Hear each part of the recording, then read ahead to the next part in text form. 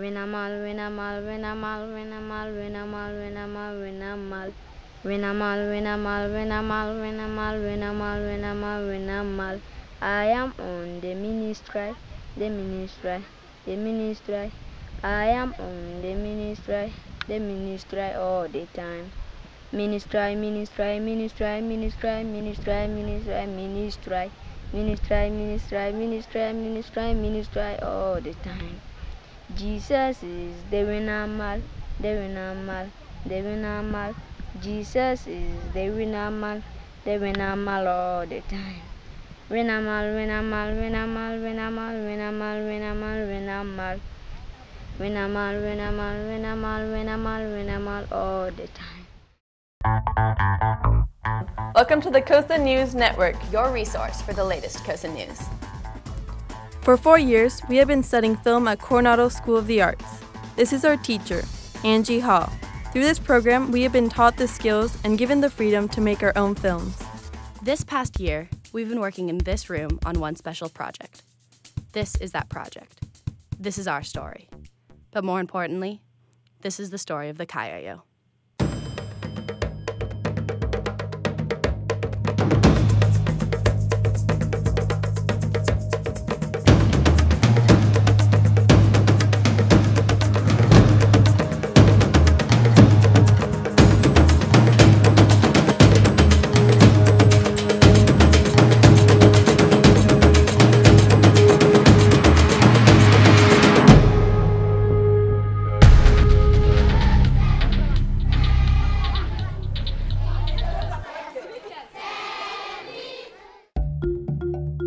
I'm Simone. I'm Maya. And I'm Angie. We are 3 documentary filmmakers who traveled to Ghana to explore, to document, and to learn about a teen labor issue called Kayayo. We set off on our journey from San Diego, California. Our group consisted of 5 students and 4 adults. We arrived in Accra, the capital of Ghana, and from there began to make our way through the country. Hello, everybody. Hello. We stopped along the way and started getting to know the people and exploring the country.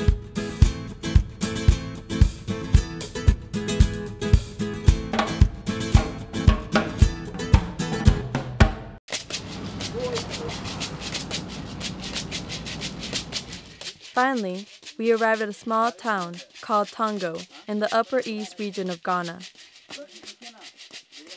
Want to say hello to the camera? Oh my god. Look what I did. Don't go in second gear if you've never ridden a motorcycle. That's gross.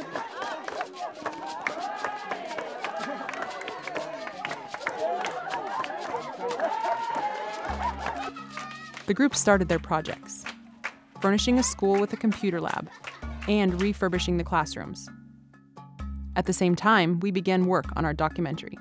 We decided the first step in this process was to learn about the culture in Kayayo. The culture in Ghana, it seems like it's a pull and push between their traditions and modernization, I think. Emma is a Peace Corps volunteer in Ghana. She writes a blog about her experiences and observations.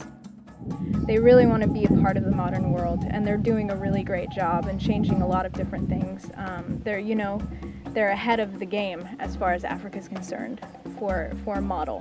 I think they're doing a really great job, but sometimes I think there's like strain between their traditional culture and what they want to be in the view of the world. In Ghana, the North and the South live totally different lives. In the South, people are more westernized. In the North, they live very rural lives. Southerners have big buildings, restaurants, and many schools. In the northern regions of Ghana, people live off the land, and most are subsistence farmers.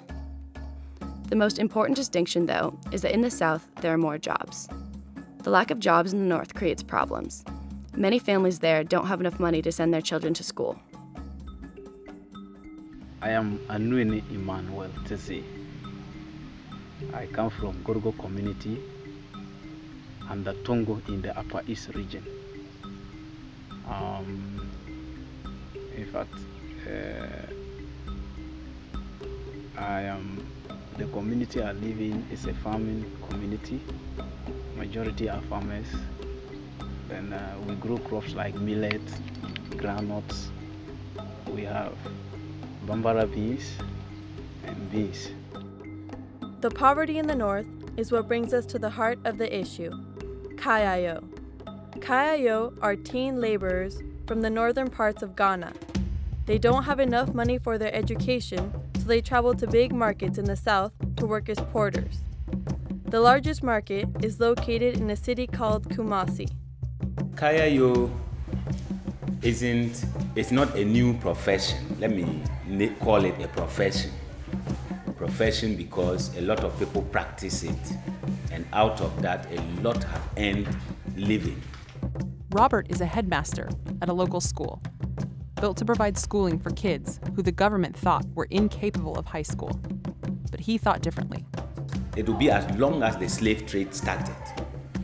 It started when the Northerners grew up, learned that there were better lives, yet there was no facility around. We didn't have lights, we did not even have wireless sets to listen to news. We just had virtually nothing. All we had was our local and traditional drumming and dancing, and that was all. So few people who were able to be sent down south to do work went and saw light. So for a while they came back telling their colleagues how life is somewhere. So at some point in time, as many as had heard the information or the news started rushing to also see the light, and also to come back and say that I've been there also. That was how Kayayo started. We met two young people who had worked as Kayayo. They volunteered to be in our film and share their story. My name is Emilia. I come from Tongu, and I'm 20 years old. There you go. In Bolaga called Tongu. Yeah, that's where I've been born. And I'm 18 years of age now. Completed GSS. I want to be a nurse. Yeah, I want to be a nurse. Because here too, a lot of people, when they got sick, you will not get somebody to come and treat you all like that. So I want to be a nurse. My dream, I always dream, if I always see a pilot like this moving with the plane, I always feel, my desire always like it, and then I feel to be like them. I feel to be a pilot in the future. We took time to get to know our Kayayos and their families. Hello, I am Maya. It is very nice to meet you. The reason why I am looking for money is to take care of my family, and then I have brother and a sister. When they don't feed in the night, I don't feel it. So I have to look for money, and then I'll take care of them when they are grown up there. Luis's father died when he was 15, and Luis works as a Kayayo to support his mother and his stepmother, who are both blind.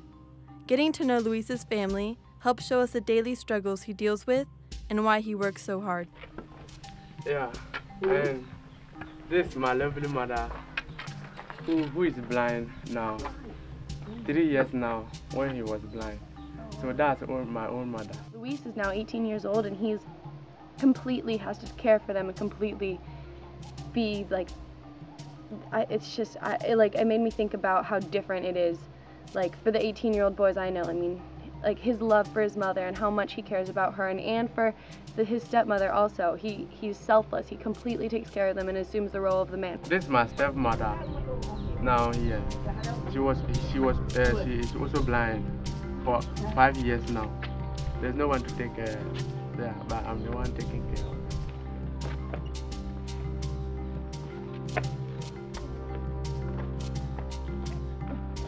This is where she lives? Yeah, this is where she lives.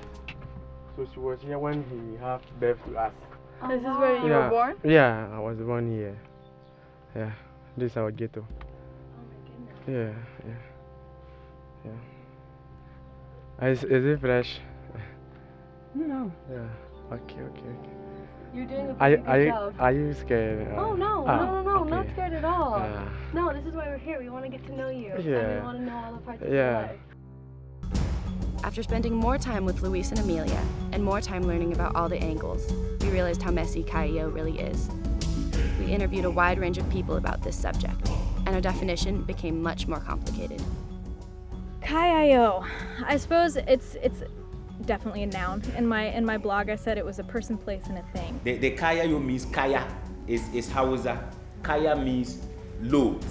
It's when the Southerners go to the market, when the rich people go to the market and buy their things, the women wouldn't carry.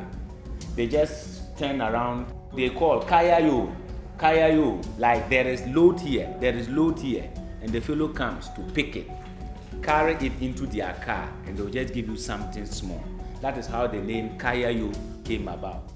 Kayayo is so many things. It's what you do when you reach a certain age. Your first job, your only job. It's a coming of age story. If it's, you being old enough to go and work on your own and not have to depend on your parents for that small amount of money, then it's a journey for you to be able to do that independently and come back and, have survived the ordeal, I guess.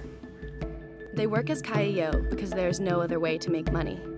Ghana, I don't think there are a lot of employment when you're not educated.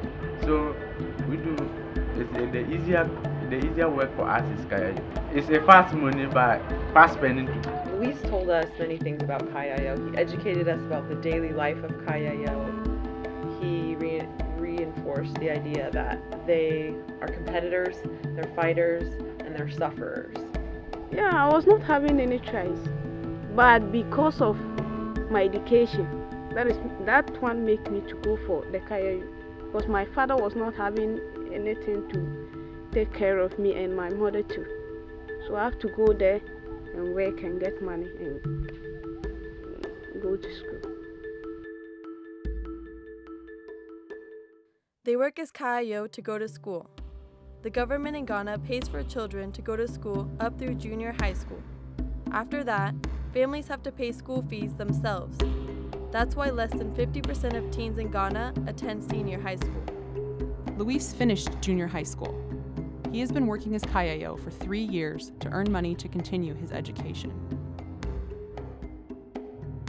They work to earn money for school, but it doesn't always work out that way.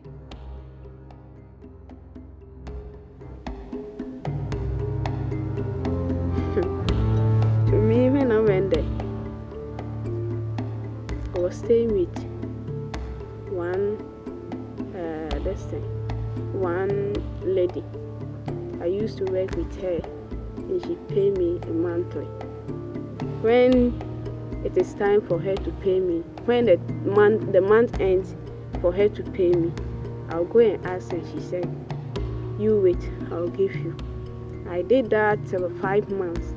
5 months, it was 20 Ghana cedi. Ghanaian currency is measured in cedis and pesos. 1 Ghana cedi equals 58 cents. Yeah, it was 20 Ghana cedi. I went and told her that I'm going back here. I'm coming back here, so he should give me my money and then I'll come and pay for my school fees and do whatever I can do. And she refused to give me. From there I cry. I don't even know what to do. When I look up down and up, I said, "God, help me," because the lady refused to give me my money and she said I should go wherever I can go. The more we talked to people, the more we saw the harsh side of Kayayo. And I was working for one seldom woman. The way the lady was like maltreating, it wasn't fair. They always think we Northerners, we are nobody or something like that. And even it doesn't happen to me alone.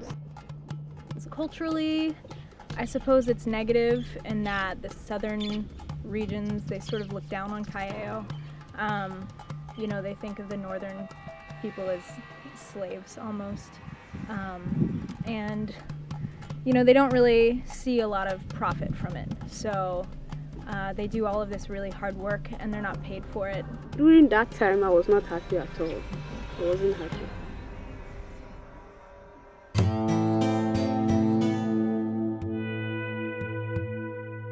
It's a problem because it has to do with minors. Government officials in Ghana recognize this problem. They say there are many reasons for Kayayo. Not enough schools, too much poverty, parents who know nothing different. The government is trying to do something about it. They're at least drawing attention to it. But I can tell you one time, I had to weep because of what is happening. Even the government had to come in to stop children from trooping to the south. Tell the police at the checkpoints to stop all buses and make sure that all the teenagers who were in the buses, the school-going children who were in the buses going to the dancer were brought back. It's hard to, in the way they treat us. Some people they are good, some too they are not good.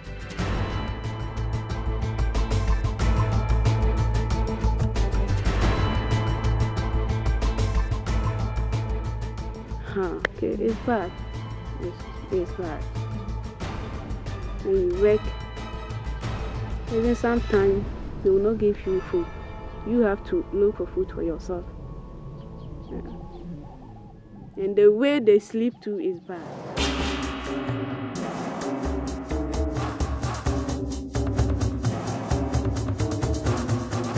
They don't have places to sleep. Myself, I used to sleep out on the street. They wake up and start my work, come and sleep there again. So I fell for them. I was thinking of what was going to happen to these children, living here and traveling there. You have no place to sleep. You have nobody to care for you. You are just going. So I asked her, I said, so where do you sleep? She sleeps outside, where she sells. After selling, carrying the Kayayo, she will just find herself a place and sleep there, waiting for the day to break. After daybreak, just get some water, wash your face, rinse your mouth, and you're out again with your busy to carry. It was horrible. Anything that happens to you, it happens. No one. And I'm telling you, the intimidation, the psychological trauma that one goes through doing that work, I just felt for the children. It's a problem because it has to do with the minors and especially the females who are so vulnerable. They are weak, they can't resist any trials, especially far away from their parents. A lot of the problems the girls run into have to do with informal prostitution. And, you know, they get pregnant or they can't go back to school or they get caught in these cities because they're not making enough money to come back. But you are exposed to rape. You can't hide from it because you have no secured place to sleep in. They sleep on the verandas of stores, kiosks, even open and broken down vehicles. Then the following morning they are sharp on the road with their pants on their head, running helter-skelter. So on my way to work, I even saw a girl who was raped. So he was just bleeding. They are very exposed. They are at risk. I witnessed myself one day when I was patrolling Accra town. These small girls, some big men sat there and said, come here, they came. Collect this thing, send them, they came and said, now give us our money. They just pulled the girl by the breast, pushed her back. That was broad daylight. Imagine if it were night and there was nobody there, what would happen? It's a terrible situation. After learning so much about Kayayo and seeing how complicated it is, we decided it was time to go to the market and see for ourselves. Okay, so today we are in Kumasi and it's our last day of filming, and it was the most important day because it's a day where we got to go into the market and see Luis like in action, see like what Kayayo is actually all about.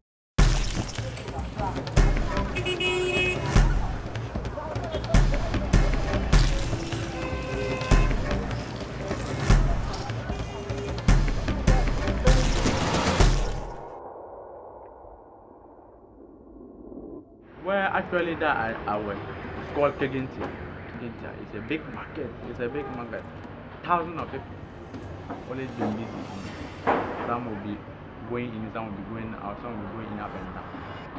But in the night that you now know how difficult the work is. In the night, all your bones will be cracking. You can't even lie down. You can't even lie down. You have to suffer, and then the day is. It was absolutely crazy. The scene itself, like, it was Miss Hall filming, and then behind Maya running behind her, me running behind Maya, and then Aubrey behind, getting lost, people like grabbing our arms. Miss Hall, she got smacked, and every single person was yelling at her. Like, I guess like they don't like us recording, probably because like what we're recording is like child labor.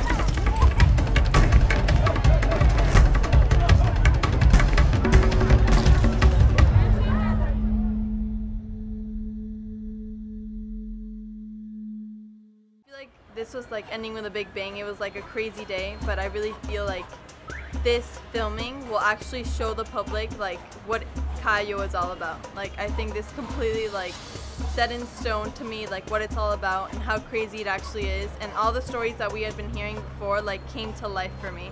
So I hope that comes across in the documentary, and all the interviews and everything that was said can come to light, and you can see like how real and scary it actually is.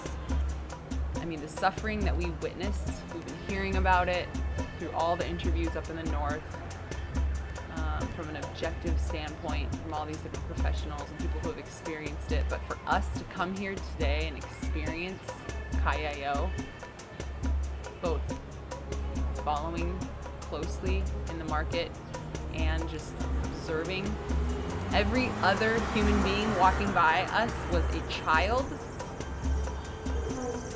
slave. How does being a Kayayo make you feel? No, very bad. Kayayo makes me crazy. And I don't like to eat. But how will I do? I don't like to be in Kayayo. And I advise some people not to be in Kayayo. Because it's very bad. It's very bad. My advice for them is when they are to go, I'll advise them when they go, they should not give themselves to men. They should work hard and listen to a lot. Some people, they do advise them, so they should take advice, and then they should just think that this is what I come to do, this is what I'm looking for. Before we left, we raised enough money to send 2 students to senior high school. At this point, it was time to give Luis and Amelia their scholarships. What we just said is that we're giving you money, we're giving you 400 CDs to go to school. That is money from us that we are giving you, so you do not have to work here anymore. And Dan has a job for you at the restaurant where you get 50 CDs for your family, just for taking the restaurant. You can go home, be with your family, and earn money for your family. You don't have to do Kayayo anymore. I'm speechless.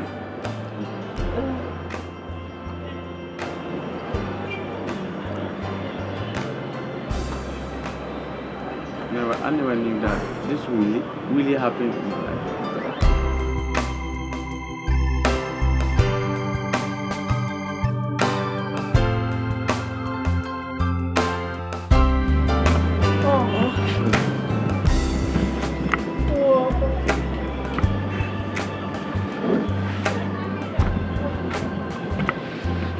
We want to hear all about your schooling and all about everything. We want you to have a good life, to reach all your goals.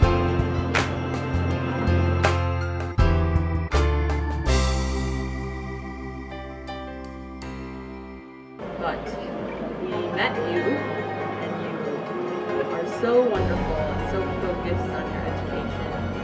And we are going to give you a 400 CD scholarship to go to tertiary and go to nursing. Thank you, God.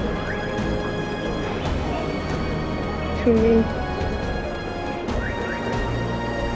Thank you. I'm happy.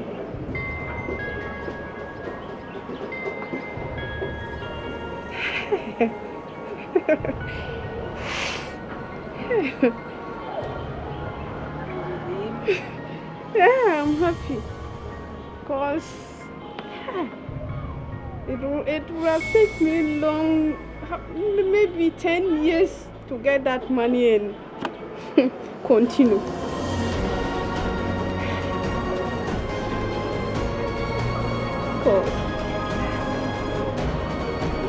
God loves me. Thank you. Our experience in the market showed us how difficult this life really is. We saw the sweat, the animosity, and the challenges these Kayayo face. It's just so heartbreaking. Like, I want to help. We have to help these kids because it's what they go through is something that nobody should have to go through, like for the sake of education. Like, they have completely good goals, and it's something that they're doing it so they can learn, and it's not fair that they have to go through all of the hardships that they do to make that possible. We tend to think that we're better for some reason and that they're not educated. It's not even that. It's just like they don't get the opportunities we do, and they are just as smarter, they're just as well-spoken, and they have the same dreams that we do.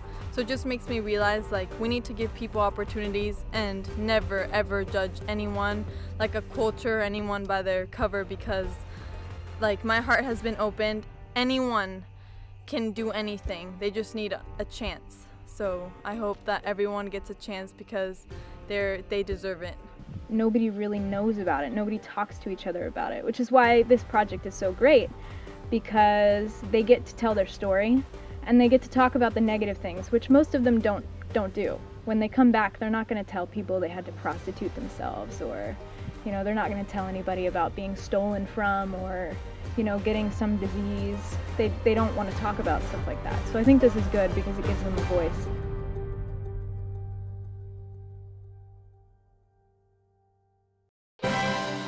Coming out of this, we realized that Kayayo doesn't have a clear solution. The one constant we heard, though, was that access to education can help prevent kids from having to leave their homes and work as Kayayo. Giving Luis and Amelia the scholarship has helped them, but giving them the chance to share their stories is what could help others.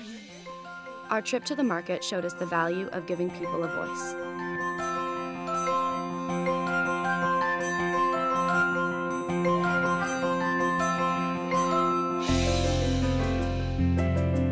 I know without a doubt that this project would not have been able to be completed if it weren't for the help of the students of St. Joseph. They worked selflessly alongside with us as we painted walls, murals, and desks. I'm so grateful that as a group of students ourselves, we were able to contribute to such a wonderful community. And we want to say that we all agree that we've gained way more than we came to give, and we want to now thank Bill and Michelle Larac for the Learning Center, and we want to thank all of you for all your hard work. Toma Toma!